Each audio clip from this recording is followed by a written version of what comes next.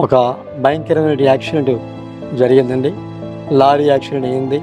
ఆ lorry accident అయినప్పుడు నేను లారీ కింద చక్రం పడినప్పుడు ఆ చక్రం నా కాలు మంచి వెళ్ళిందండి. నా కాలు 3 ముక్కలు అయిపోయిందండి. 3 ముక్కలు అయ్యి రక్తపు మడుగులోని కొట్టి ఆడుతున్నప్పుడు అప్పుడు నా భార్య మాటలు నాకు గుర్తిచ్చాను. నా భార్య చెప్పినా నేనైనా పరిస్థితి పాప చూసి ఇలా చేయకూడదేమో, తప్పేమని చెప్పి పాప వెళ్ళిపోయి నాన్నగారని ఎప్పుడు చేయనండి, నన్ను క్షమించాలని చెప్పి ఏడుస్తుంటే పాపను చూసి మేము ఏడతామండి. పాపను చూసి పాప ఏడటం జరిగింది. చాలా కృంగిపోయామండి. తెలిసి వయసు కనుక ఆ పాప ఇది చేయడం తప్పేమో అని ఆ అబ్బాయి కుంగిపోయిందండి. చాలా ఏడ్చాము. ఎందుకు జీవితము చనిపోతే బాగుంటుంది అని నిర్ణయించుకున్నాము. వచ్చేవారు కాదు, వాడుకున్న పరిస్థితి వాళ్ళకు ఉండేవి. ఇంకెందుకు మన అందరికీ మనం భారం అయిపోయాం, ఇక చనిపోతే బాగుంటుంది అనుకున్నామండి. లాయర్కి లెటర్ రాశాను, ఆయన పట్టించుకోలేదు.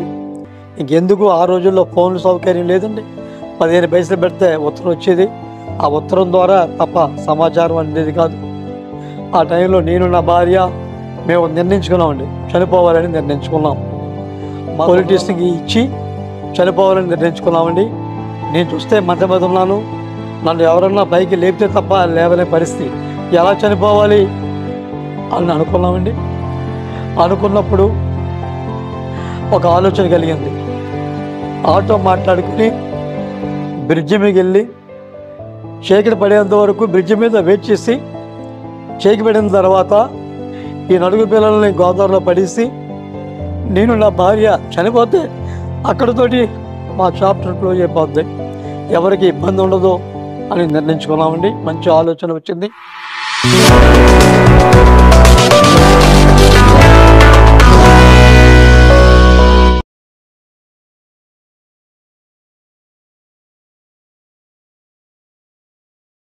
Praise the Lord. క్రీస్తునందు ప్రియమైనటువంటి దేవుని బిడ్డలైన మీ అందరికీ మన ప్రభు అయినటువంటి యేసుక్రీస్తు వారి దివ్యనామంలో నా హృదయపూర్వక వందనాలు తెలియజేస్తున్నాను. మీ అందరికీ వందనాలు. మిత్రులారా, మరొక మంచి సాక్ష్యంతో మీ ముందుకు రావడానికి దేవుడు నా పట్ల చూపినటువంటి ఆయన కృపను బట్టి దేవాది దేవునికి వందనాలు తెలియజేస్తున్నాను. ఈరోజు నాతో పాటు 2 దంపతులు కూర్చొని ఉన్నారు. విలియం గారు, అలాగే సహోదరి పద్మ గారు, సేవకురాలు. వీరిద్దరూ వారి జీవితంలో జరిగినటువంటి భయంకరమైన సంఘటన సాక్ష్యం ద్వారా మీతో పంచుకోవడానికి మీ ముందుకు వచ్చారు. ఈ సాక్ష్యం ఖచ్చితంగా మిమ్మల్ని దేవుల్లో బలపరుస్తుందని, ఒకవేళ దేవుని సన్నిధిలో మీరు నిరీక్షణ లేకుండా శ్రమలను బట్టి, ఇబ్బందులను బట్టి, భయంకరమైన పరిస్థితులను బట్టి మీరు వేదన పడేవారైతే ఈ సాక్ష్యం ఖచ్చితంగా మిమ్మల్ని బలపరుస్తుందని ఆశిస్తున్నాను. కారణం ఏంటంటే ప్రియులారా, 50 రూపాయలు దొరికితే ఆటో ఎక్కి వెళ్ళి గోదావరిలో దూకి చనిపోదాం అనుకున్నటువంటి కుటుంబం, ఆ 50 రూపాయలు ఆ రోజు దొరకక ఆత్మహత్య చేసుకోవాలనుకున్న వారు వెనక్కి తగ్గి దేవుడే వారిని తప్పించి ఈరోజు వారిని సేవకులుగా సంఘంలో బలమైనటువంటి పరిచర్యలో దేవుడు వారిని ఒక పాత్రలుగా వాడుకుంటున్నారు. అసలు ఏం జరిగింది, ఏమిటి అనేది వారిరువురు భార్యాభర్తల మాటల్లోనే వినే ప్రయత్నం చేద్దాం. ఈ సాక్ష్యం పూర్తిగా చూడాలని మీ అందరికీ నేను మనవి చేస్తూ ఉన్నాను. ఈ సాక్ష్యం చెప్పడానికి వీరు నడిపించినటువంటి దైవజనులు రెవరెండ్ స్టీఫెన్ బాబాయ్ గారు కూడా ప్రత్యేకంగా నా హృదయపూర్వక వందనాలు తెలియజేస్తున్నాను. ఈ సాక్ష్యం పూర్తిగా చూడటమే కాకుండా అనేక మందికి దీన్ని మీరు అందించడం ద్వారా ఈ పనిలో మీరు కూడా పాలుభాగస్తులు అవుతున్నారన్న విషయాన్ని గుర్తుంచుకొని మనందరం కలిసి దేవుని యొక్క రాజ్యాన్ని కట్టడానికి ముందుకెళదాం. మిమ్మల్ని దేవుడు దీవించాలని కోరుతూ ఉన్నాను. సేవకుల్ని మీకు పరిచయం చేస్తాను. ప్రైజ్లాడే గారు. అమ్మ ప్రైజ్లాడండి. మీ గురించి స్టీఫెన్ బాబు గారు వారిది మంచి సాక్ష్యం అని, మీ జీవితంలో ప్రమాదానికి గురై ఇంచుమించు 3 సంవత్సరాలు మీరు మంచంలోనే ఉన్నారని, ఈ 3 సంవత్సరాలు కూడా తల్లిగారే మీకు సుపరిచర్యలు చేశారని, అసలు ఈ జీవితం వద్దు, కుటుంబం అంతా కూడా చనిపోదామని గోదావరికి వెళ్ళి ఆత్మహత్య చేసుకుందామని తీర్మానం చేసుకున్నటువంటి మీ జీవితంలో తిరిగి వెనక్కి వెళ్ళి ఎలా వచ్చారు, ఈరోజు దేవునిలో, ఆయన పనిలో, ఆత్మహత్య చేసుకోవడానికి సిద్ధపడే అనేక కుటుంబాలని బ్రతికించేటువంటి వాక్యాన్ని ఎలా మీరు అందించే ప్రయత్నం చేస్తున్నారు, మిమ్మల్ని దేవుడు ఎలా బ్రతికించారు, ఈ విషయాలన్నీ కూడా ఈ వీడియో చూస్తున్నటువంటి అందరితో పంచుకోవాలని మీకు సమయం ఇస్తూ ఉన్నాను. Praise Lord. దేవునికి నా హృదయపూర్వక వందనాలు తెలియజేస్తున్నాను. నాకు ఈ అవకాశం ఇచ్చిన దేవునికి వందనాలు. అలాగే మరి ముఖ్యంగా బ్రదర్ రాజు గారు మరి నా సాక్ష్యాన్ని అనేకులకి అందించడానికి మా రాజు గారిని దేవుడు ఏర్పాటు చేశాను కనుక వారికి ప్రత్యేక వందనాలు తెలియజేస్తున్నాను. ముఖ్యంగా నా ఆత్మీయ తండ్రి స్టీఫెన్ బాబు గారు అనంతకాలం బలపరిచి దేవుల్లో బలపరిచి ఆయన నన్నంత ప్రోత్సహించి మరి సాక్ష్యానికి చెప్పడానికి నాకు పొరుగెలిపినటువంటి నా ఆత్మీయ తండ్రి స్టీఫెన్ బాబు గారికి ప్రత్యేక వందనాలు తెలియజేస్తున్నానండి. మరి మాది రాజమండ్రి రైల్వే స్టేషను ఆ ప్రాంతంలోనే మా తల్లిదండ్రులకు మేము 5 సంతానం అండి. కులానికి విశ్వబ్రాహ్మణ కులంలో జన్మించిన వారము. తడి మడి అంటూ ఆచారాలు పాటించిన కుటుంబంలో మేము జన్మించామండి. మరి మా తండ్రి గారైతే ప్రతిరోజు ఉదయాన్నే లేవటం, గోదావరికి వెళ్ళి స్నానం చేసి తడి బట్ట ఆరకుండా మరి పూజలు చేసేవారు. శ్రద్ధగా బాల్యం నుండి నేను కూడా ఆయన అనుసరిస్తూ అదే విధంగా నేను కూడా ఆచరించేవాడినండి. మరి ఆ విధంగా నా జీవితం ఉండేది బాల్య దినాల్లో.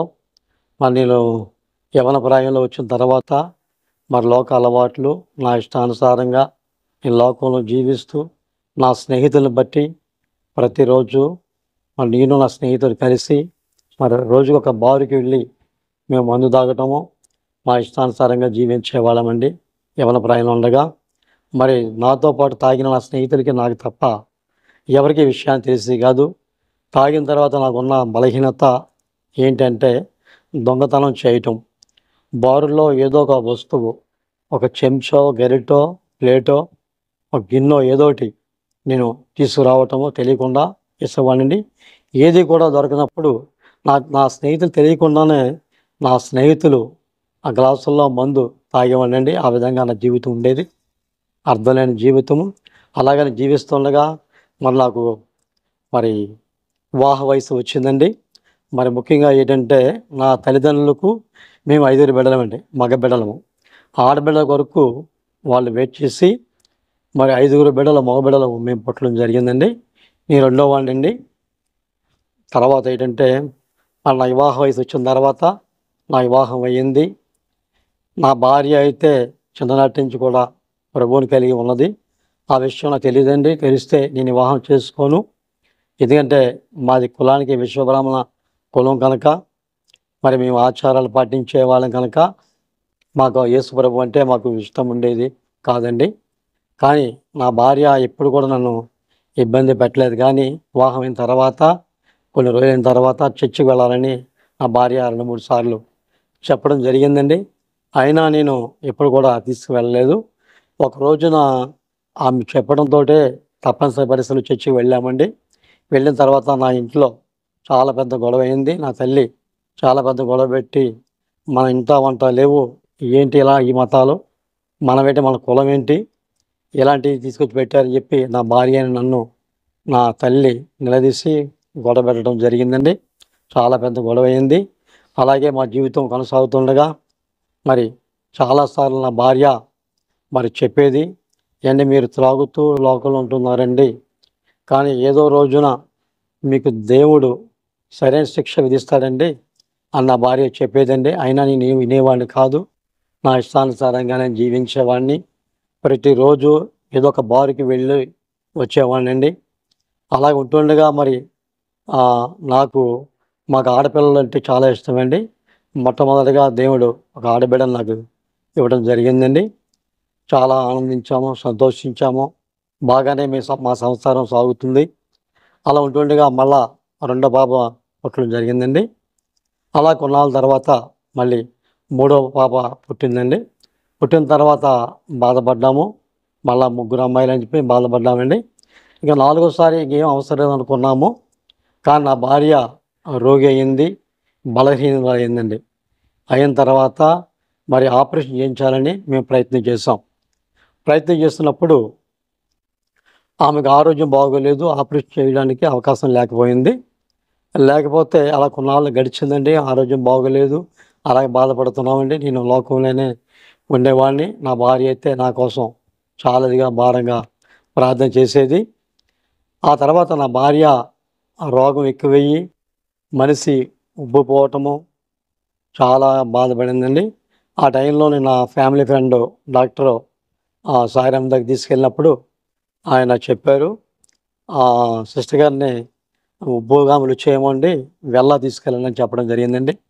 అప్పుడు వెళ్ళ తీసుకెళ్దామని ప్రయత్నంలోనే నా స్నేహితుడు తల్లి వెళ్ళయ్యమ్మని రెడ్డి కులానికి చెందిన ఆమె అండి. ఆమె నన్ను ఎక్కువగా చాలా ప్రేమించేది. గతంలో ఆమె సాక్ష్యం వల్ల నేను కొద్దిగా ఆకర్షించబడ్డాను. ఆమె దగ్గరికి వెళ్ళి నా భార్యని తీసుకెళ్ళి ప్రార్థన చేయించాలని ప్రయత్నం చేసినప్పుడు, అమ్మ ప్రార్థన చేయమ్మా, పద్మ ఒంట్లో బాగోలేదు అని చెప్పినప్పుడు ఆమె అన్న మాట ఏంటంటే, సత్యబాబు నీకు బాబు పుడతాడని దేవుడు నాకు రాత్రి చూపించాడు అని అన్నది. నాకు చాలా కోపం వచ్చిందండి. నేనేమో నా భార్య కోసం ప్రార్థన చేయమంటే దేవుడు నాకు బాబుని చూపించాడు అని అంటాం. నాకు చాలా బాధ అనిపించి కోపం వచ్చింది నా మీద. ఆమె ప్రార్థన చేయకుండా ఇదే మాటలు చెప్తుంది. దేవుడు రాత్రి మాట్లాడాడు, నాకు పద్మకి బాబు పుడతాడు అని ఆమె చెప్పడం నేను బాధపడ్డాను. ఆ తర్వాత ఆమె ప్రార్థన చేసింది నా భార్య కొరకు. వెళ్ళాము, వైద్యం చేయించాము, అయినా సరే నా భార్య నయం అవ్వలేదు. ఆ తర్వాత ఒక సందర్భంలో నేను సామాన్లు కూడా వెళ్ళినప్పుడు నా భార్యకి సీరియస్ అవ్వడం వల్ల అక్కడ వైద్యం సంప్రదించినప్పుడు ఆయన అడిగారు, ఏమైందని అడిగారు. అడిగినప్పుడు నేను చెప్పాను, నా భార్య గర్భవతి అని తెలిసిందండి. తెలియగానే గర్భం పోవడానికి నేను చాలా ప్రయత్నాలు చేశానని చెప్పి డాక్టర్ గారు చెప్పడం జరిగిందండి. ఇంజెక్షన్ చేయించడం, ఇంగువ తినిపించడం, ఇలాంటి సొంత ప్రయత్నాలు చేయడం జరిగిందండి. ఆ డాక్టర్ గారు నన్ను తిట్టి, మరి 2 కిడ్నీలు పాడైపోయి నీ భార్య చనిపోద్దాయా ఏంటి పిచ్చి పనులని చెప్పి చెప్పడం జరిగింది. మళ్ళీ నేను నా భార్యని తీసుకుని రాజమండ్రి రావడం జరిగిందండి. రాజమండ్రి వచ్చిన తర్వాత కూడా నేను ఊరుకోలేదు. నా భార్య గర్భవతి అని తెలిసిన తర్వాత మరి 3 అమ్మాయిలు ఆల్రెడీగా పుట్టారు కనుక మళ్ళీ అమ్మాయి పుడితే నలుగురు అయిపోతారు, మరి అబ్బాయి పుడితే పుట్టకూడదని ఒక సెంటిమెంట్ నానుడు ఉంది కనుక అమ్మాయి వద్దు అబ్బాయి వద్దు అని అబార్షన్ చేయించాలని నేను ఒక లేడీ డాక్టర్ గారిని కలవడం జరిగిందండి. ఆమెకి ఈ విషయం అంతా కూడా చెప్పడం జరిగింది. చెప్పిన తర్వాత ఆమె టెస్ట్ చేసి, బాబు నీవు బొంబాయి వెళ్ళు, బొంబాయిలోనే నీకు 3 నెలల్లోనే అమ్మాయి చెప్పేస్తారు, చెప్పినప్పుడు అమ్మాయి అయితే చంపే, అబ్బాయితో ఉంచుకో అని చెప్పి ఆమె ఎటగారంగా మాట్లాడింది. నాకు చాలా కోపం వచ్చింది. ఎందుకంటే ఆల్రెడీగా నేను తాగి ఉన్నాను. ఆ తాగి ఉన్న కోపంలో నేను ఆ డాక్టర్ గారితో సీరియస్ అవ్వడం జరిగిందండి. ఆమె అన్న మాట ఏంటంటే, ఈ టైంలో ఆపరేషన్ చేస్తే ఆమె చనిపోతుంది, చేయమంటావా, అబార్షన్ చేయమంటావా అని కోపంగా ఆమె చెప్పడం జరిగింది. ఏం చేయాలో అర్థం కాని పరిస్థితిలో మళ్ళా నా భార్యను తీసుకుంటూ రావడం జరిగిందండి. అలా కొన్నాళ్ళు అయింది. అయిన తర్వాత నా భార్య మరి నా ఫ్యామిలీ డాక్టర్ శ్రీనివాస్ చూపించడం, ఆయన వైద్యం చేయడం జరిగిందండి. 6 నెలల తర్వాత మళ్ళా అబార్షన్ చేయించాలని ఒక ఆలోచన వచ్చింది. డాక్టర్ సంప్రదించిన తర్వాత మరి స్కానింగ్ తీయడం జరిగిందండి. స్కానింగ్ తీసిన తర్వాత ఆ డాక్టర్ గారు నాకు చెప్పిన మాట ఏంటంటే, సత్యనారాయణ గారు కంగ్రాచులేషన్ అండి, సిస్టర్ గారికి బాబు పుడతాడు అని ఆయన చెప్పడం జరిగిందని. అప్పుడు నాకు ఎల్లయ్యమ్మ గారు చెప్పే మాట గుర్తొచ్చింది. ఆశ్చర్యపోయానండి. అప్పుడు నేను ఆకర్షించబడ్డాను. అయినా మనసులో మాత్రం ఆ అబ్బాయి పుడితే మంచిది కదా అన్నారు, ఏంటని భయం అనేది నాకు ఉందండి. కానీ నా స్నేహితుడు తల్లి చెప్పిన ఆ మాటలు మాత్రం నా హృదయంలో నిలిచాయి. అవి అలాగే ఉన్నానండి. కొంతకాలం జరిగింది. అయినా నేను లోక అలవాట్లు మానలేదు. నా భార్య చెప్పినా వినలేదు. మందిరానికి కూడా వెళ్ళేవాడిని కాదండి. నా భార్య చాలా బ్రతిమాలతే నా భార్య తృప్తి కోసం నేను అప్పుడప్పుడు మరి వెళ్ళటం జరిగిందండి. తర్వాత కొంతకాలం అయిన తర్వాత మరి నేను ఒక కంపెనీలోని ఫోర్మెన్గా పనిచేస్తున్నానండి. ఆ సందర్భంలోని మరి నేను పని నిమిత్తమే వెళ్ళి ఆ సాయంత్రం బయటకు వచ్చినప్పుడు 96వ సంవత్సరము డిసెంబర్ 20వ తారీఖు సాయంత్రం 6 గంటలకి నేను కంపెనీలో నుంచి బయట రావడం జరిగిందండి. ఒక పని నిమిత్తం బయటకు వచ్చినప్పుడు ఒక భయంకరమైన యాక్సిడెంట్ జరిగిందండి. లారీ యాక్సిడెంట్ అయింది. ఆ లారీ యాక్సిడెంట్ అయినప్పుడు నేను లారీ కింద చక్రం పడినప్పుడు ఆ చక్రం నా కాలు నుంచి వెళ్ళిందండి. నా కాలు 3 ముక్కలు అయిపోయిందండి. 3 ముక్కలయ్యి రక్తపు మడుగులోని కొట్టుమిట్ట ఆడుతున్నప్పుడు అప్పుడు నా భార్య మాటలు నాకు గుర్తొచ్చాను. నా భార్య చెప్పినా నేనని పరిస్థితి, నా స్నేహితుడు తల్లి చెప్పినా సరే వినకుండా, నా ఇష్టానుసారంగా నా అలవాట్లు మానుకోకుండా రహస్య తాగుబోతుగా ఉంటూ నా జీవిస్తున్న నేను ఆ టైంలోనే ప్రభువు గుర్తొచ్చాడండి. అప్పుడు మనసులో అనుకుంటున్నాను, ప్రభువా నా జీవితం అయిపోయింది, నా కాలు ఇరిగిపోయింది, నా జీవితాంతం కూడా నేను కుంటివాడిగానే మిగిలిపోతాను. నా భార్య ఎన్నిసార్లు చెప్పినా వినని పరిస్థితి, నన్ను క్షమించు ప్రభువా అని చెప్పి ఏడ్చానండి. అప్పుడు నన్ను అలాగా నేను అనుకుంటూ ఉండగానే నా స్పృహ కోల్పోయానండి. స్పృహ కోల్పోతుండగానే అందరూ అనుకుంటున్నారు, ఎక్కడ తీసుకెళ్ళాలని అనుకుంటున్నారు. ఆ టైంలో ఒక మాట చెప్పాను, గవర్నమెంట్ హాస్పిటల్ తీసుకెళ్తే నేను చనిపోతాను, నాకు రక్తం బాగా కారిపోతుందండి, ఒక దుప్పటి నీటిలో ముంచి పిండితే ఎలాగైతే వాటర్ వస్తుందో ఆ విధంగా నా కాలు నుంచి బ్లడ్ రావడం జరిగింది. ఆ రక్తపు మడుగులో కొట్లాడుతున్నప్పుడు నా పక్కనే నా తమ్ముడు, చిన్న తమ్ముడు ఉన్నాడు. వెంటనే ఆటో మాట్లాడుకుని ఒక ప్రైవేట్ హాస్పిటల్కి వెళ్ళడం జరిగిందండి. వెళ్ళిన తర్వాత అక్కడ చూసిన తర్వాత డాక్టర్ కాళ్ళు తీసేయాలని చెప్పి డాక్టర్ గారు చెప్పడం జరిగింది. ఆ తర్వాత మా అన్నదమ్ములందరూ తెలుస్తుందండి, అందరూ వచ్చారు. వచ్చిన తర్వాత మరి ఆ టైంలో డాక్టర్ గారు అయితే కాలు నయం అవ్వదు, అయినా ₹1,00,000 పైన అవుతుందని ఆ రోజుల్లో చెప్పడం జరిగింది. మా దగ్గర అయితే ఏమీ లేవండి, మాది పేద కుటుంబం. ఆ టైంలో గవర్నమెంట్ హాస్పిటల్లో రాజమండ్రిలో చూపించినప్పుడు అక్కడ సరైన డాక్టర్ లేకపోవటం వల్ల, సర్జన్ లేకపోవటం వల్ల అక్కడి నుంచి కాకినాడ తీసుకెళ్ళారండి. కాకినాడ తీసుకెళ్ళిన తర్వాత 15 రోజులు శ్రమదాన కార్యక్రమం మీద డాక్టర్లు అందరూ కూడా హైదరాబాద్ వెళ్ళిపోయారు. అక్కడ నాకు వైద్యం జరగలేదండి. కాలు కుళ్ళిపోయి దుర్వాసన రావటం జరిగింది. నేను చాలా బాధపడుతూ ప్రతిరోజు కూడా ఈ వాసన భరించలేక, ఈ బాధ భరించలేక ఏంటి నా బ్రతికలాగేదని చెప్పి కృంగి ఏడ్చేవాడినండి. నా భార్య బలపరుస్తూ ప్రార్థన చేస్తూ నన్ను ఎంతగానో బలపరిచిందండి. అన్ని మనసు మీద అయ్యి అలాంటిది నా భార్య చంటిబిడ్డలాగా, చంటిబిడ్డకి ఏ విధంగా చేస్తారో అలా నా భార్య ఎత్తిపోయటము, కడగటము, నన్ను బలపరచడం, ధైర్యపరచడము, వేసిన దగ్గరే అంటి పెట్టుకుని నన్ను ఎంతగానో బలపరిచిందండి. కొంతకాలము ఒక 3 నెలలు నేను కాకినాడ హాస్పిటల్లో ఉన్నానండి. ఈ కాలు గాయం మానేది కాదు. తొడలో నుంచి చర్మాన్ని తీసి కాలుకి వేసి మరి పంపించారండి. కాలుకి అది ట్రీట్మెంట్ జరగాలంటే మీకు మా వల్ల కాదు, వచ్చే నెలలోని జర్మనీ నుంచి వైద్యులు వస్తున్నారు, వాళ్ళు చేస్తారని చెప్పడం జరిగిందండి. చెప్పిన తర్వాత రాజమండ్రి పంపించేశారు. పంపించిన తర్వాత మేము వచ్చామండి. కొంతకాలం ఇంటి దగ్గర ఉన్నప్పుడు మరి కొంతవరకు బంధువులు, స్నేహితులు వీళ్ళంతా వచ్చి కొంతవరకు ఆదరించారండి. వాళ్ళే సహకరించేవారు. ఆ టైంలో సంఘానికి నేను తెలిసింది, సంఘ బిడ్డలు వచ్చి వాళ్ళు చేయవలసిన వాళ్ళు చేయటము, ప్రోత్సహించడము. అప్పుడే నా ఆత్మీయ తండ్రి స్టీఫెన్ బాబు గారు దంపతులు వాళ్ళు కూడా నన్ను బలపరచడం జరిగిందండి. అలాగే మొదటగా నన్ను ఎక్కువగా ప్రేమించే వ్యక్తి ఎలిగమ్మ గారు, ఆమె కూడా వచ్చి ప్రార్థన చేయటము, ఉన్నంతలో సాయం చేయడం జరిగిందండి. ఆ తర్వాత జాన్ డేవిడ్ గారు కూడా వచ్చి ప్రార్థన చేసేవారు. అలాగే నా జీవితం కొంతకాలం అలాగే కొనసాగుతూ ఇబ్బందులు పడేదండి. అలా మెల్లిమెల్లిగా నా స్నేహితులు, బంధువులు కూడా దూరమయ్యారు. అదే టైంలోని మా ఇంటి ముందుకి మా ఆత్మీయ తండ్రి స్టీఫెన్ బాబు గారు మా ఇంటి ముందు రావటము, మరి నాకు ఇలా జరిగిందని తెలిసిన తర్వాత వాళ్ళ తండ్రి గారి ద్వారా ఆయన తెలుసుకుని ఆయన కూడా ఇంటికి వచ్చి నన్ను బలపరచండి. యవ్వన వయసు అయింది, అప్పటికి ఆయన ఇంకా సేవలో రాలేదు. అయినప్పటికీ ఆయన వచ్చి సత్యనారాయణ గారండి మీకేం పర్వాలేదండి, దేవుడు ఉన్నాడు చెప్పి ఆయన బలపరచడం జరిగిందండి. అలాగే నేను ఉండేవాడిని. ఆ తర్వాత మళ్ళా కాకినాడ వెళ్ళటం, కాకినాడలో మళ్ళీ ఒక నెల 2 నెలలు ఉండడం, రావటం, ఇలా ఈ విధంగా దాదాపు 3 సంవత్సరాలు బయట ప్రపంచం అంటే నాకు తెలియదండి.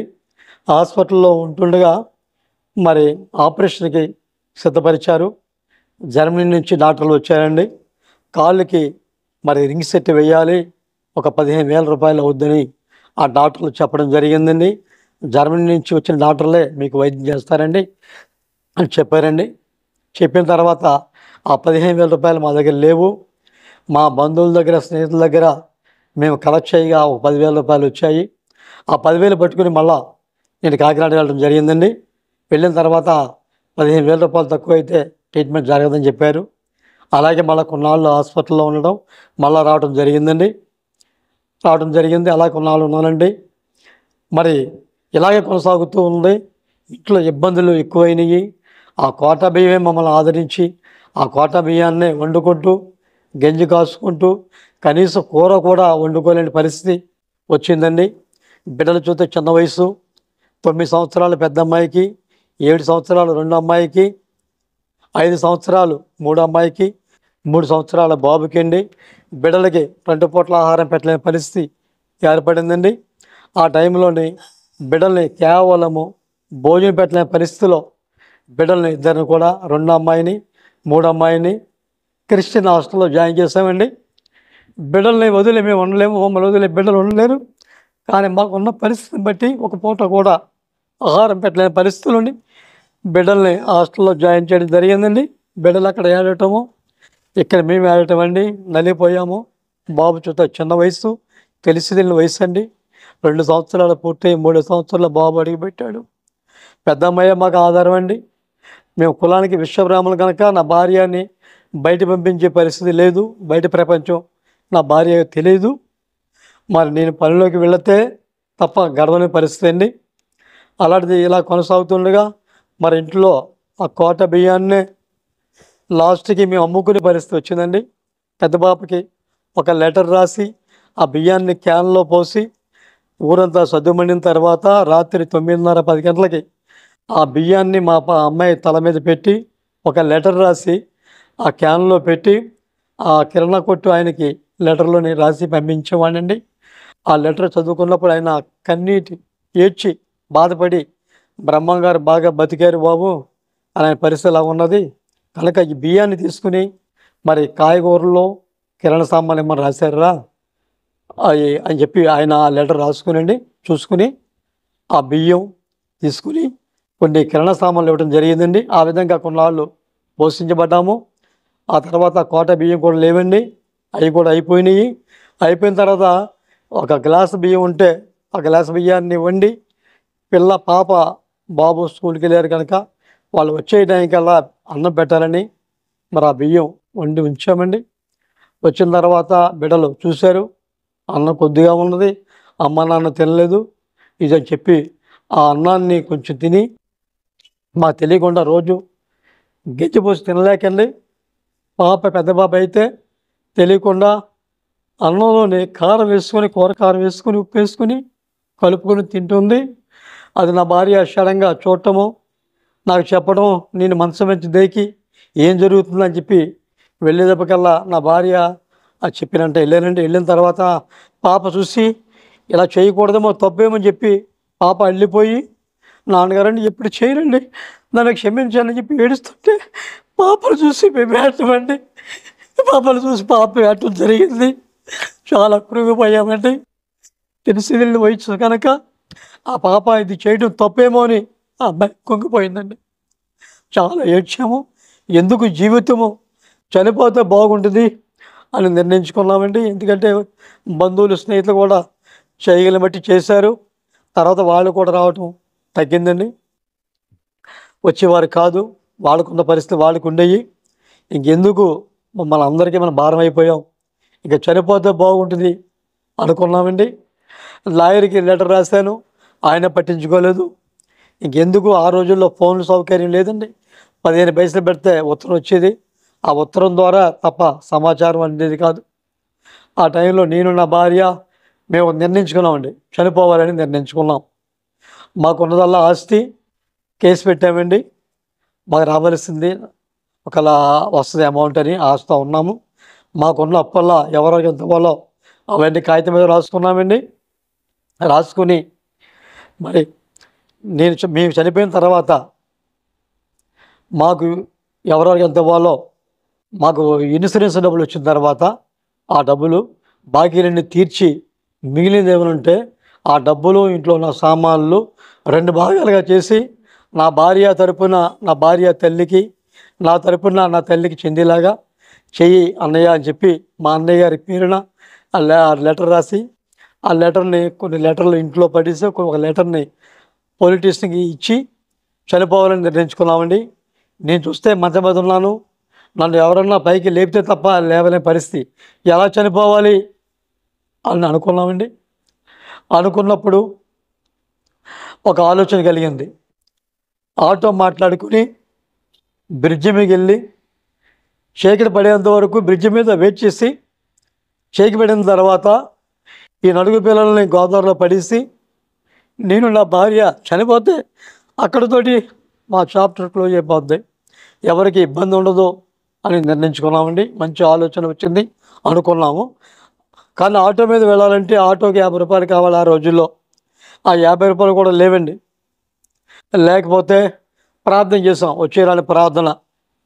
ప్రభువా, ఎవరైనా వచ్చి స్నేహితులు కానీ బంధువులు కానీ వచ్చి ఒక 50 రూపాయలు ఇస్తే నాయన ఆటో ఎక్కి బ్రిడ్జి దగ్గర వెళ్ళి గోదావరిలోని నా బిడ్డలని పడేసి నేను నా భార్య గోదావరిలో పడి చనిపోవాలని అనుకుంటున్నా. ప్రభువా, దయతో నాయన 50 రూపాయలు ఇప్పించు నాయన ఎవరి ద్వారానా అని ఏడుస్తూ వచ్చేరాని ప్రార్థన చేయటం ప్రారంభించామండి.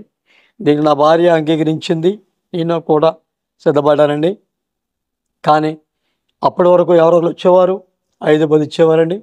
ఎవరు రాలేదు. వారమైంది, 2 వారాలు అయింది, ఎవరు రాలేదండి.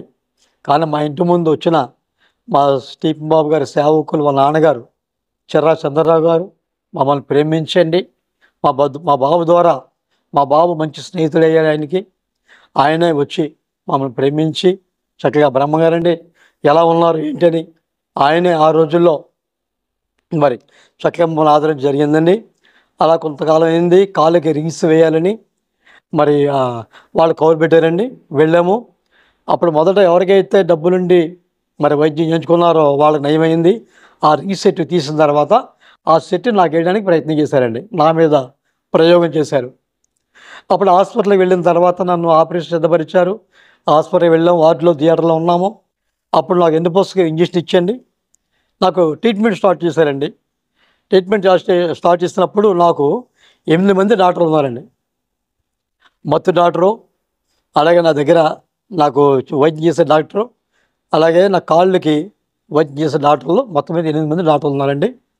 ఇవన్నీ కూడా నాకు ఎన్నిపోస్కి ఇంజక్షన్ చేయగానే నాకు ఈ కాళ్ళు ఈ మొత్తం నడుము దగ్గర నుంచి మొత్తం ఈ పార్ట్ అంతా కూడా పని చేయలేదండి. కానీ నా కళ్ళు పని చేస్తున్నాయి. వాళ్ళు ఏం చేస్తున్నారో కూడా నా కళ్ళకి గంతలు కడితే ఆ గంతల ద్వారా నేను చూస్తున్నాను. కానీ చూస్తుండగానే స్పృహ కోల్పోయే పరిస్థితి వచ్చింది. మాట లోనైపోయింది. నేను కోమాలోకి వెళ్ళిపోతున్నట్టు తెలిసిందండి. తెలిసిన తర్వాత డాక్టర్ గారిని అడిగారు, సత్యనారాయణ గారు ఏమవుతుందని అడిగారండి. నాకు మాట రావట్లేదండి, ప్రాణపోయేలా ఉందని చెప్పి ఆ బాధ చెప్పగానే ఆ ట్రీట్మెంట్ ఆఫ్ చేశారండి. వైద్యం ఆఫ్ చేశారు. అంతే, నేను స్పృహ కోల్పోయానండి. నేను ఏమైందో తెలియదు కానీ స్పృహ కోల్పోయిన వెంటనే వీళ్ళందరూ కూడా వెళ్ళిపోయారు. థియేటర్లో నన్ను ఉంచేశారండి. థియేటర్లో ఉంచేయగానే ఈ స్పృహ కోల్పోయిన తర్వాత అప్పుడు నాకు కనిపిస్తుందండి ఏంటంటే నేను చనిపోయాను. నా బాడీ మీద ఒక తెల్ల క్లాత్ని వేసి తెచ్చిమించి ఒక వాహనం మీద నన్ను తీసుకెళ్తున్నట్లు, హాస్పిటల్లో నా భార్య ఆ సింహద్వారం దగ్గర కూర్చొని ఉంది. సాయంత్రం 4 అయిందండి. అప్పుడు నా టైము, నా భార్య కూర్చోవటము, నా బాడీ వెళ్ళటం కూడా నాకు డైరెక్ట్గా దేవుడు చూపించాడండి. చూపించిన తర్వాత అప్పుడు నా శవాన్ని తీసుకెళ్తున్నప్పుడు నా భార్య నా శవాన్ని చూసి అల్లిపోయింది. నా భార్య షాక్లోకి వెళ్ళిపోయిందండి. వెళ్ళిపోయిన తర్వాత వెంటనే మళ్ళా నిమిషాల్లో నా భార్య వెధవరాలు అయిపోయినట్లు, నా బిడ్డలు అనాథలైపోయినట్లు, సామర్కోటలో ఒక కుండి దగ్గర నా బిడ్డలు సరైన వస్త్రాలు లేకుండా కుండి దగ్గర ఉన్నట్టు నాకు దేవుడు చూపించాడండి నిమిషాల్లోనే. అలాగే మళ్ళా ఒక చీకటి లోకంలోకి ఒక వ్యక్తి నా చెయ్యి పట్టుకుని స్పీడ్గా వేగంగా తీసిపోతున్నట్లుగా నాకు చూపించాడండి. ఏమీ అర్థం కావట్లేదు. కానీ నేను ప్రార్థన మాట్లాడుతున్నానండి. ఎవరితో మాట్లాడుతుందో తెలీదు. కానీ నాకు నేనే అంటున్నాను, ప్రభువా నన్ను బ్రతికించిన ఆయన, నన్ను బ్రతికిస్తే నేను సాక్షిగా ఉంటాను ప్రభువా అని నేను ప్రార్థన చేయడం ప్రారంభించాను. వచ్చే వాళ్ళ ప్రార్థన కొంత సమయం అయిందండి. నేను సులభ కోలుకున్నాను. కళ్ళు తెరవగానే నేను ఎక్కడున్నానని చూస్తే థియేటర్లో ఉన్నానండి. పెద్ద వెలుగు, ఆ థియేటర్లో ఉన్నాను. ఆ తర్వాత చాలా టైం పెట్టిందండి. అందరూ దగ్గరికి వచ్చారు. వచ్చి వైద్యం ఆప్ చేసి నన్ను టెచ్మెంట్ తీసుకెళ్ళారండి. నేను ఏ టైం అనుకున్నానో అదే టైంలో నా భార్య ఎలాగైతే దేవుడు చూపించాడో అదేవిధంగా ఆ సింహద్వారం దగ్గర నా భార్య కూర్చోవటము, నేను వెళ్ళటం జరిగింది. వాళ్ళు చెప్పారు, చాలా సీరియస్ అయిందండి మేడం గారు, చనిపోతారు అనుకున్నామండి, వైద్యం ఆఫ్ చేశారు అని చెప్పారండి. ఆ థియేటర్ వార్డులో నన్ను ఆ మంచం మీద పెట్టారండి. పెట్టినప్పుడు ఆ హెడ్ నర్స్కి డాక్టర్ గారు చెప్పారు, డాక్టర్ రమణరావు గారని, మేడం చాలా సీరియస్ అయిందండి సిస్టర్ గారు, ఈయనకి ఏదన్నా ఈ నైట్లో ఏదన్నా సీరియస్ అయితే నాకు వెంటనే నాకు కవర్ చేయండి, వస్తాను అని చెప్పడం జరిగిందండి. మళ్ళీ ఒక 6 రోజులు ఇచ్చారండి. ఆ తర్వాత మళ్ళీ ట్రీట్మెంట్ స్టార్ట్ చేశారండి. అప్పుడు వైద్యం జరిగిందండి. నా కాళ్ళకి రింగులు వేసారండి. 10 అంగుళాలు పొడవు ఊసలో కాళ్ళు దగ్గొట్టారు. ఎలా వైద్యం చేశారో కూడా నేను నా కళ్ళారని చూశానండి. ఒక డాక్టర్ గారు డ్రిల్ మిషన్తో కన్నం పెట్టడము, ఒక డాక్టర్ గారు ఊసలు దగ్గొట్టడం, ఒక డాక్టర్ గారు రింగులు వేయటం, ఇవంతా కూడా నేను చూశానండి. భయం అనేది నాకు లేదు, అంతా కూడా జరుగుతుంది. దాదాపు 6-7 గంటలు ఆపరేషన్ జరిగిందండి. అంతా కూడా నేను చూశాను నా కళ్ళారా. ఎందుకంటే నా కళ్ళ గంతలు కట్టారు. ఆ గంతల్లో నుంచి ఇలాగ అనుకున్నప్పుడు ఆ గంతలు పక్కకి వెళ్ళినప్పుడు ఆ గంతల్లోంచి మొత్తం అంతా చూశానండి. నేను చాలా ధైర్యవంతుడిని, భయపడే వ్యక్తిని కాదు. అప్పుడు వైద్యం అంతా జరిగిందండి. నా కాళ్ళకి రింగ్ సెట్ వేసిన తర్వాత మళ్ళీ వార్డులో పెట్టారు. ఆ వార్డులో కొన్నాళ్ళు ఉన్న తర్వాత అది ఏ విధంగా ఆపరేట్ చేసేవారో అది శ్రద్ధగా చూసి నాకు నిండుగానే అది ఆపరేట్ చేసుకునేవాడిని. కాలు 3 ముక్కలు అయిపోయింది కనుక ఆ ముక్కలన్నీ సరిచేయడానికి ఆ రింగ్ సెట్ వేసారండి. వేసిన తర్వాత కొంతకాలం హాస్పిటల్లో ఉంటాం, కొంతకాలం మా రాజమండ్రి రావడం జరిగిందండి. ఆ తర్వాత వెళ్ళినప్పుడు ప్రతిసారి కూడా నేను కారు మాట్లాడుకుని వెళ్ళేవాడిని. డబ్బులు లేకపోవడం వల్ల అప్పుడు నాన్ స్టాప్ ఎక్కడానికి వెళ్ళేవాడినండి. ఆ టైంలో మా ఆత్మీయ తండ్రి స్టీఫెన్ బాబు గారు ఒక బ్రదరు, ఆయనే వచ్చి ఆటోలో ఎత్తుకుని ఆయన ఆ టైంలోని నన్ను బస్సులో కూర్చోబెట్టడం, బస్సులో వెళ్ళటం అండి. నాన్ స్టాప్కి 81 రూపాయి, కాకినాడ నాన్ స్టాపు, కాకినాడ వెళ్ళటం అండి. నా భార్య ఒళ్ళో నా కాలు పెట్టి నేను నా భార్య వెళ్ళటం జరిగేదండి. ఎవరుండేవారు కాదు. బిడ్డలు ఎక్కడ పెట్టి 2 బిడ్డలు హాస్టల్లో పెట్టి అలాగా చెల్లాచెదురు మా కుటుంబం అయిపోయిందండి. బిడ్డలు ఒక చోట, మేము ఒక చోట ఉండేవాళ్ళము. కాకినాడ హాస్పిటల్లో అలాగ ఉండి కాకినాడలో సీనియర్ పేషెంట్గా అందరిలో ఒక పెద్దగా నాకు మంచి గుర్తింపు రావటము. ఏ డాక్టర్ వచ్చినా, ఏ పాస్టర్ వచ్చినా మొట్టమొదటిగా నాకే ప్రార్థన చేసేవారండి. ఒక సీనియర్ పేషెంట్గా అందరికీ నేను పరిచయం అయిపోవటము, డాక్టర్ కూడా నన్ను ఎక్కువగా ప్రేమించడం అండి. చాలా చక్కగా అలా కొంతకాలం జరిగిందండి.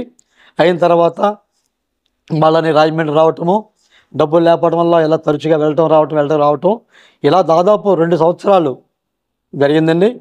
3 సంవత్సరాలు మంచం మీద ఉన్నాను. రాజమండ్రిలో ఎక్కడ ఏముందో నేను లేచి కోలుకున్న తర్వాత బయటకు వచ్చిన తర్వాత రాజమండ్రి మొత్తం మారిపోయిందండి. ఎక్కడేముందో లేదండి. ఎందుకంటే రాజమండ్రిలో పుట్టి పెరిగి తాతల నాటి నుంచి రాజమండ్రిలో ఉన్న వ్యక్తిని నేను. అలాంటిది ఏంటంటే అయోమయ పరిస్థితి అయిపోయింది. అలాగే ఉన్నది. నేను కోలుకున్నాను. నా కాళ్ళు రింగులు తీయడానికి ఒక 1000 రూపాయలు అవసరం అండి. కానీ ఏ ఒక్కరి ముందు రాలేదు. స్నేహితులు కానీ బంధువులు కానీ రాలేదండి. బాధపడ్డాం. ఏంటి కనీసం 1000 రూపాయలు ఉంటే కాళ్ళలో ఊసలో తీయటం జరుగుతుంది, మళ్ళీ నా పని చేసుకుంటాను, నా భార్య బిడ్డలు పోషించుకుంటానని చెప్పి ఆశ ఉండేదండి. కానీ రోషంగానే జీవించాను. ఎవరిని ఆశించే వ్యక్తిని కాదండి. ఆ టైంలో నా సంఘం, నా ఆత్మీయ తండ్రి, నా కొరకు తెలిసిన వారు ప్రార్థించి బలపరిచి నన్ను మందిరం నడిపించారండి. వాళ్ళ ప్రార్థనే నా భార్య రోగి అయిపోయి నేను మంచం మీద ఉండగా నాకు ఉపాధి లేకపోతే నా సంఘం ప్రార్థన చేసిందండి. ఏ విధంగా ప్రార్థన చేసిందంటే, సత్యనారాయణ గారికి ఉపాధి కావాలి, పద్మ గారికి ఆపరేషన్కి 10,000 రూపాయలు కావాలని సంఘం ప్రార్థన చేసేవారండి. కానీ ఏ డాక్టర్ అయితే నా భార్యకి ఆపరేషన్ పడుతుందని చెప్పారో అదే డాక్టరు ఆపరేషన్ పడదని చెప్పారండి. దేవునికి భయము కలిగాక ఆ తర్వాత అలా కొంతకాలం ప్రార్థన చేసిన తర్వాత నేను భారీ దినాల్లో యవన దినాల్లో చేసిన వర్క్, కంపెనీలో పనిచేసిన పనిలోనే నాకు మళ్ళీ పని రావటము. అప్పుడు మళ్ళీ నేను నా భార్య బిడ్డలు పోషించుకోవటము, నా బిడ్డల్ని మళ్ళీ హాస్టల్ మానిపించి నా దగ్గరే ఉంచుకోవటము, అలాగా సంఘానికి కట్టుబడి, ఒక సంఘానికి కట్టుబడి నేను సంఘంలో చేర్చబడి సంఘానికి ఒక పెద్ద దిక్కుగా ఉంటూ నన్ను ఎంతగానో నా కొరకు ప్రార్థించిన నా సంఘానికి నా హృదయపూర్వకమైన వందనాలు తెలియజేస్తున్నాను. ముఖ్యంగా నా ఆత్మీయ తండ్రి శ్రీపం బాబు గారు దంపతులకు ప్రత్యేక వందనాలు. వారు నన్ను ఎంతగా బలపరిచి తల్లిదండ్రుల కంటే ఎక్కువగా నన్ను ప్రేమించేవారండి.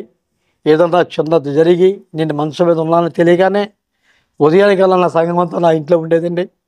ఆ విధంగా పాస్టర్ గారు నన్ను బలపరిచి ధైర్యపరిచి ఏమాత్రం కూడా నాకు లోటు లేకుండా ఏ కష్టం వచ్చినా నేనున్నాను చిన్నాన్నగారు అని నన్ను బలపరిచిన వ్యక్తి నా ఆత్మీయ తండ్రి శ్రీపం బాబు గారండి. ఇప్పటికీ నన్ను విడిచిపెట్టరు. ఇప్పటికి సంఘంలో ఒక పెద్ద దిక్కుగా, సంఘంలో ఒక మంచి సభ్యునిగా నన్ను ఉంచారండి. సంఘంలో అందరూ నన్ను ప్రేమిస్తారండి, నా కొరకు ప్రార్థిస్తారు. ఎవరికి నాకు ఏ విధమైనటువంటి శత్రుత్వం లేదు, నన్ను చాలా అదిగా ప్రేమిస్తారండి. ఈ రోజున నా స్నేహితులు, నా బంధువులు కూడా నన్ను చూసి ఆశ్చర్యపోయినట్లుగా దేవుడు నన్ను ఒక మంచి స్థితిలో ఉంచడమండి. బిడ్డలకి తిండి పెట్టలేని స్థితిలో బిడ్డలకి వివాహాలు జరిగాయండి. నేను బిడ్డలకి పెళ్లి చేయాలనుకోలేదండి, చేసి స్తోమత అంటే లేదు, కానీ ప్రార్థన చేసామండి. ప్రభువా, మరి కులానికి విశ్వబ్రాహ్మం, మరి చాలామంది అన్నారు మన కులం ఏంటి, ఈ మతం ఏంటి, ఏంటి నువ్వు దిగిపోయావు, నీ భార్య దిగిపోయింది, నీ బిడ్డలను దింపిస్తావు అని అన్నారు. అన్నప్పుడు దిగిపోవడానికి ఇది గొయ్య కాదు, నుయ్యి కాదు, మార్గాన్ని ఎంచుకున్నాం. ఇది సరైన మార్గం. నా భార్య మొదటిగా నాకు ప్రార్థన చేసింది, నా సంఘం ప్రార్థన చేసింది. నిజమైన దేవుడు ఎవరో తెలుసుకున్నాను. తెలుసుకోబట్టి ఈ రోజున ఇంత సంతోషాన్ని, ఇంత ఆనందాన్ని, ఇంత ఆరోగ్యాన్ని దేవుడిచ్చాడు. యవన వయసులో లేని ఆనందము, ఆరోగ్యము ఈ టైంలో నాకు దేవుడు ఇవ్వడం జరిగింది అని నా బంధువులకి, స్నేహితులు చెప్పడం జరిగిందండి. మరి అలాగే ఉండగా మరి ప్రార్థన చేసామండి. బిడ్డల వివాహ వయసు వచ్చింది, కానీ బిడ్డల కోసం నేను తిరగలేదండి. కానీ వాళ్ళే ఎత్తుక్కుంటూ వచ్చి మరి బిడ్డల్ని రూపాయి కట్నం లేకుండా చేసుకున్నారండి. పెద్ద అమ్మాయిని, అలాగే రెండో అమ్మాయిని, అలాగే మూడో అమ్మాయిని, ముగ్గురు అమ్మాయిలు కూడా వివాహం ఘనంగా జరిగింది. తర్వాత బిడ్డలు సేవకులు అయ్యారండి, అల్లుళ్ళు సేవకులు అయ్యారు. ఈ విధంగా ఉన్నది. మరి బాబు కూడా చిన్న వయసు, తెలియని వయసు. ఈరోజు బాబు మంచి స్థితిలో ఒక సాఫ్ట్వేర్ ఇంజనీర్గా బాబు కూడా మంచి పొజిషన్ ఉండడము. ఈరోజు నాకు ఏ లోటు లేదండి, బిడ్డల మీద ఆధారపడే పరిస్థితి లేదు. నా సంఘం, నా ఆత్మీయ తండ్రి శ్రీపం బాబు గారు నేనున్నాను అన్న ప్రతి విషయంలో నన్ను బలపరుస్తూ నాకు ఏ లోటు లేదండి, కరువు అనేది లేదు. కానీ నేను ఎవరిని ఆశించనండి. ఆ రోజుల్లో నేను ఆశించింది ఏంటంటే, నాకు మొట్టమొదటిగా నాకు స్నేహితులు వాళ్ళు అయినటువంటి ఒక లక్ష్మమ్మ అండి, ఆమెని నేను అడిగేవాడిని. అమ్మ, మరి నిన్నటి దినాన్న మరి వంట చేసుకోలేదు, ఈరోజు కూడా వంట లేదమ్మా అని అన్నప్పుడు ఆమె బాధపడి ఏడ్చి ఆ రోజుల్లో తరచుగా బియ్యం ఇచ్చి మరి మమ్మల్ని చాలా వరకు పోషించిందండి. ఆ తర్వాత పాస్టర్ గారి పరిచయం ముందు, పరిచయం అయిన తర్వాత నాకు ఏ లోటు లేదండి. నాకు ఇది కావాలి అంటే అది ఉదయానికల్లా మా ఇంట్లో ఉండేది. ఆ విధంగా మేము పోషించబడుతున్నామండి. ఏ లోటు లేదు మాకు.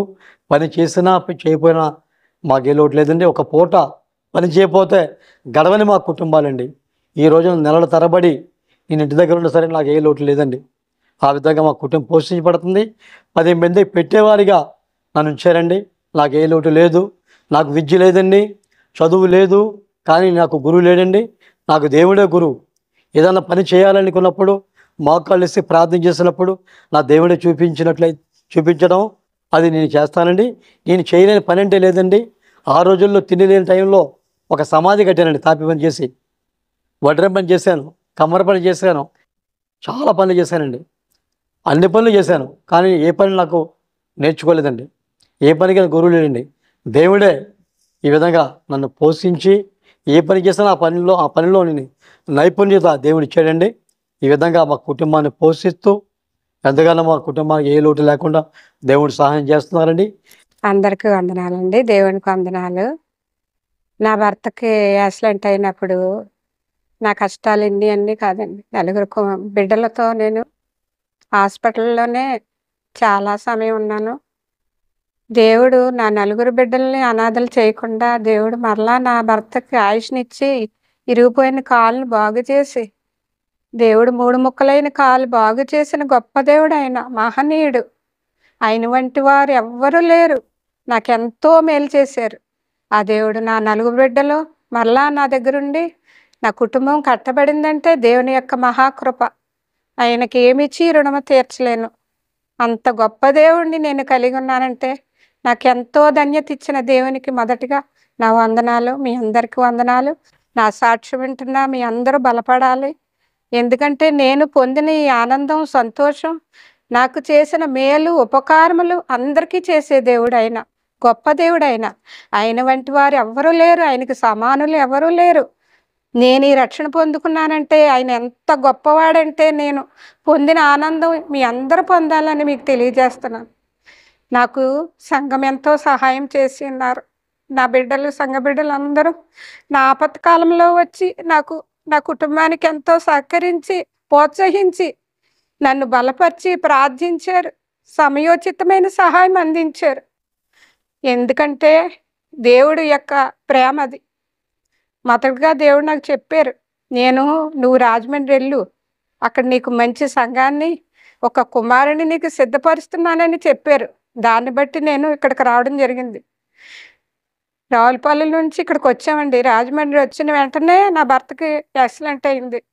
ఆ తదుపరి పాస్టర్ గారు పరిచయం అయ్యి, పాస్టర్ గారు చిన్ననాటి నుండి నాకు తెలుసండి. ఆయన ప్రేమ చాలా ప్రేమ అండి. మేము ఎవరో తెలియదు అప్పటికి. వచ్చి, ఎలా ఉన్నారమ్మా, నాన్నగారు ఎలా ఉన్నారు, మీరు ఎలా ఉన్నారు, చెల్లెళ్ళు ఎలా ఉన్నారు, తమ్ముడు ఎలా ఉన్నాడు, అన్నిటికీ ఆయనే సహాయపడేవారు. ఎందుకంటే ఆయన ప్రేమ చాలా మంచి వ్యక్తి. కపటం లేని మనిషి. ఆయన ఎంత ప్రేమించారో చెప్పలేము మేము.